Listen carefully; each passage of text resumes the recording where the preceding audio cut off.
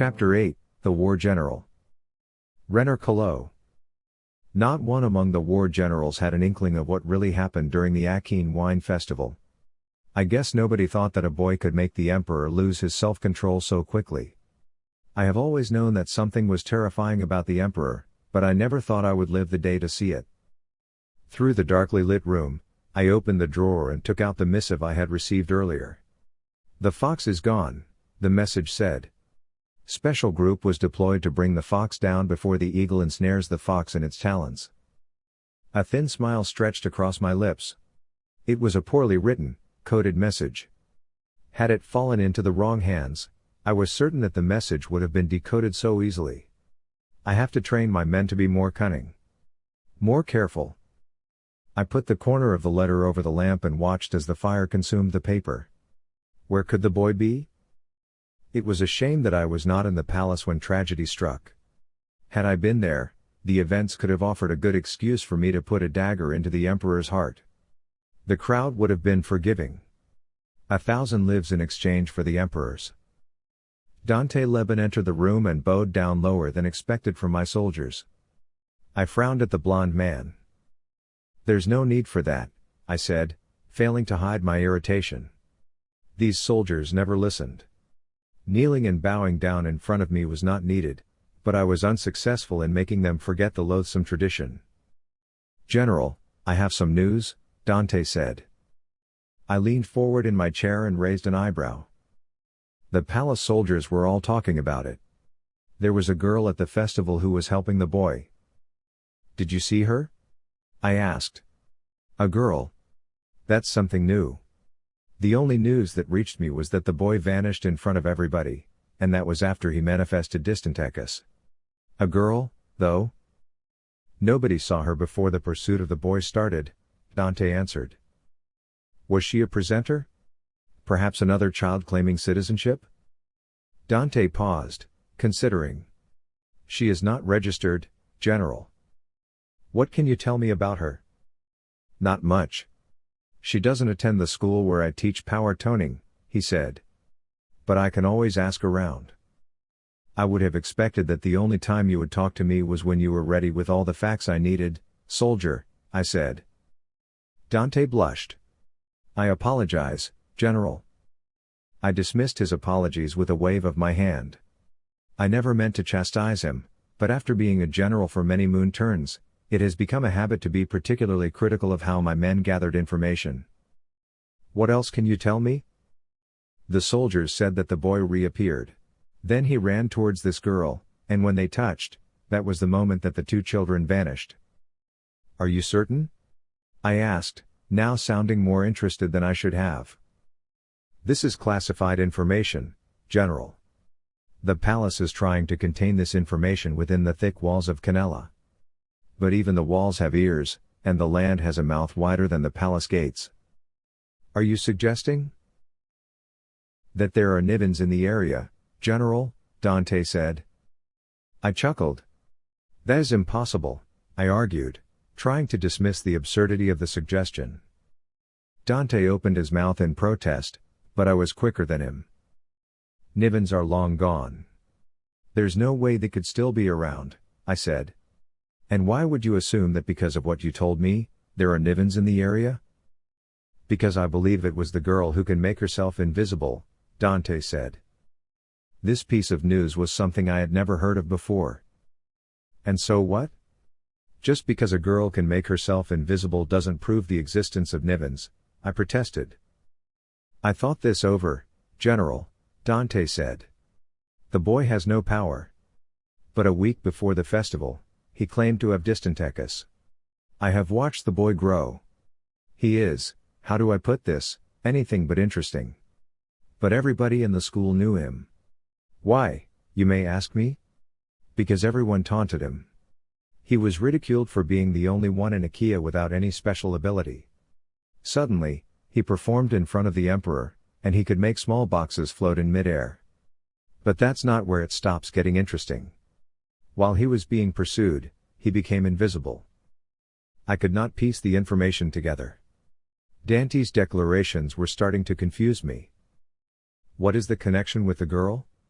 I asked, That girl is the key to everything, Dante answered, his green eyes glinting in the darkness. She was holding the box that the boy was supposedly floating around using distantecus. That is preposterous. And yet, not impossible. I shook my head in disgust. I have to give it to you, Dante. You have quite the wild imagination to think that children could concoct something like that, and even if that were possible, I stammered. My eyebrows furrowed in uncertainty. Do you believe that was how it happened? It is not impossible, General. Maybe it is a little too imaginative of the children, but we must not discount this possibility, Dante said. I had difficulty processing all that he said. He claimed that the girl could make herself invisible, but how would that protect the boy? It was as though Dante was also certain that the power of invisibility could be shared. Still. At least that's what I believe happened, General, Dante said. I don't see why the girl is relevant to the Niven story you told me about. Dante's eyes dulled as though trying to remember something from the past. There was an incident in the school not so long ago, he began. There was a boy who haunted the school grounds. Every time I would hold power toning classes, the students would shriek. When I asked them the cause of all the ruckus, they told me that they saw a face hanging in the air. I didn't believe them until it was I who got the chance to see the boy's face. The story was growing so interesting that I found myself touching my roughly shaven chin as my thoughts wandered where all this would be leading to. Somebody pointed at the face suspended in the air. I told the children that they shouldn't be afraid of ghosts. But the boy, the ghost, grinned wickedly, and my students shrieked louder. That was when I knew I had to do something. I kicked at a rock and made it shoot towards the ghost, but at the moment that I kicked, a student of mine clutched at my waist in fear, making me miss my target. I didn't hit the ghost's face. And then he disappeared. I don't find this useful at all, I said, concerned that we had digressed from the issue. The story isn't finished yet, General, Dante said. I wasn't a bad shot. Never had been. So after I pacified my class and sent them home, I walked back to the school grounds. I thought I wouldn't find anything. But when I moved closer to where the boy's face had been hanging, I saw droplets of blood. I hit the boy with the rock and wounded him. That was a coincidence. Some of your students could have played tricks on you. They couldn't have because they were all terrified. And that wasn't all. When I crouched down to examine the blood, there were very faint footsteps to where I suppose the ghost could have been standing. I tensed. And the ghosts had always been. I paused, the words caught in my throat in fascination at Dante's story. Nivens, Dante finished for me. He was smiling, proud of his revelation. Could it be? They're alive? This seems to be the only rational explanation. But how could that be? The Emperor himself destroyed Nivedon. It was burned to ashes. The dead piled up and... Did anybody ever stop to count the dead? Dante asked. I considered, uncertain of the answer to his question. It made sense, though. No one ever accounted for the lost Nivens. When months turned into moon turns, and nobody saw any Niven, everyone just assumed that all Nivens were dead. Dante sensed my confusion. He seemed satisfied with his theory. Who was sent to look for the boy? A couple of soldiers who are skilled at tracking people were deployed after the festival, General, he said. Make sure to have them send me reports as soon as there is any information. If the Emperor was threatened by the boy, then I think we've found the ally we can use to put an end to all this menagerie. It is done, General, Dante said. He raised a hand and brushed his blonde hair back. If there's nothing else you want to ask me. You've done well, Dante, I said. That's all for the night. Dante bowed before leaving my tent. On the way out, I heard him talking to the other soldiers guarding my tent. There was laughter outside, and I could surmise that Dante threw off a joke. He always had a good sense of humor, which made it difficult for me at first to trust his reports. But lately, what he knew of the boy proved to be helpful. Nobody paid attention to Kino Emmerich, at least that was clear because nobody had thought of the boy as a threat. Nobody except for the Emperor himself. Now, what did the Emperor know that we did not?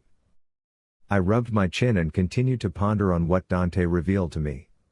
There was something I may have overlooked. What was it? It would come back to me in time, I told myself. The important thing now was to find the boy before the Emperor did. And do something about the Nivens.